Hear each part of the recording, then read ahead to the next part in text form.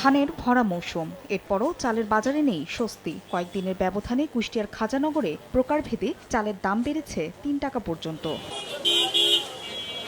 ব্যবসায়ীরা বলছেন পরিবহন খরচ ও ধানের দাম বাড়তি, এজন্য চালের দামও ঊর্ধ্বমুখী। মিল মালার মালিকরা বদ্ধ করে রাখছে, আমাদের মাল সাপ্লাই দিচ্ছে না। ধানের বাজার প্রায় ৮০-৯০ টাকা বৃদ্ধি হওয়ার কারণেই চালের দাম পার কেজিতে ১ টাকা বাড়ছে। চালের দাম বৃদ্ধি শুধু মিলগেটেই থেমে থাকেনি, প্রভাব পড়েছে খুচরা বাজারেও। মিলগেটে বাসমতি চাল ৭৮ টাকায় বিক্রি হলেও খুচরা বাজারে ৮২ টাকায় বিক্রি হচ্ছে। এছাড়া মিনিকেট মিলগেটে ৬৮ টাকা আর খুচরা বাজারে ৭২ টাকায় কিনছেন ক্রেতারা।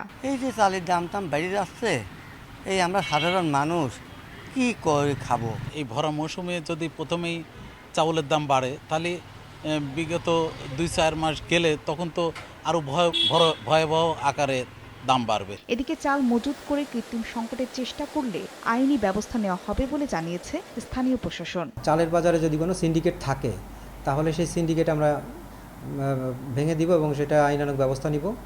আর পাশাপাশি যদি বিনা কারণে চালের দাম বেড়ে যায়, তাহলে সেই ব্যাপারে আমাদের যথেষ্ট মনিটরিং আছে। খাদ্য নিয়ন্ত্রক অফিসের তথ্য মতে জেলায় ৫৫টি অটোরাইস মিল রয়েছে। সময় সংবাদ, কুষ্টিয়া।